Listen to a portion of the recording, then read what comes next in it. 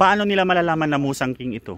First sa dahon, pero ang sa dahon kasi, as the expert told us, merong mga musang king na galing sa seeds, ang dahon nga is the same. Dito na lahat ng klase ng prutas, halos lahat andito na. FYI, itong kanilang farm ay nasa 5 hectares daw.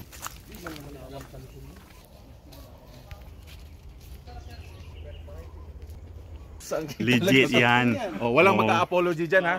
Mali pa lang. Walang apology. Kayo ang mag-a-apology sa akin. Ito po ay Musang King. Owner ng Musang King yan. Hi, magandang hapon. Natin 6-year-old Musang King tree. So at 6 years old, napabunga natin siya. Partida pa yan. Ito, tinamaan pa ng Phytophthora, pero na-save natin. Nagkasakit siya, pero ayan, nagbunga na siya. So kahit mga 10 ang mabuo niya na bunga, okay na sa first fruiting. So we're really excited to wait sa niya, sa pagbunga niya. Dito lang yan sa North Cotabato.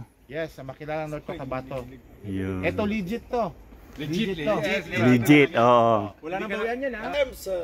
So pag nag-graft na galing doon, parang Musang King pa rin. Oo. Pero ang bunga nun is matagal tapos hindi quality. Wala nang bawian. Musang King itong nakikita nyo ngayon sa inyong mga video. May Malaysian pa rito. Ito yung Musang King. Paano nila malalaman na Musang King ito? First sa dahon, pero ang sa dahon kasi, as the expert told us, merong mga Musang King na galing sa seeds, ang dahon nga is the same. Bunga, pwede bang kunan ng sayo niya? Yes, pwede, as long na sure ka sa kinunan mo. Okay. Pero ang effect lang nun, kukunan mo ng sayon yung hindi mo nagbunga na tree, tatagal siya magbunga kasi kinukunan mo ng sayon palagi. So that's a disadvantage. Pero ang gawin mo mabuti is mag-sayon group ka. Sayon group para mas mapabilis yung pag-production mo, doon ka kukuha ng sayon.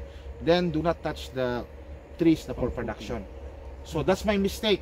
I-avoid nyo yung mistake ngayon kasi ako noon, napabunga ko siya at 4 years old. Mayabang tayo, hindi tayo kukuha sa hindi nagbubunga. So nagsuffer yung mga old trees ko. So tayo naman na farmer, lalo na sa research and development, we make mistakes for you farmers not to follow. So we sacrifice yung mga mali, ituturo sa inyo anong dapat iwasan. So i-correct na. I-correct na. Tama. So tayo na nasa parang larangan ng R&D, ganoon ang ginagawa natin. Kaya iwasan nyo na abusuhin ang tree. So for production siya. Occasionally pwedeng kunan ng sayon for pag mag-pruning ka rin kasi, pag nag-pruning ka, isabay mo na nakuha ng sayon. Huwag yung for production tree, aabusuhin mo ng sayon. That's what I did 2-3 years ago. 6 times, 8 times yung kinukunan a year. So what will happen to your tree? Magsasuffer.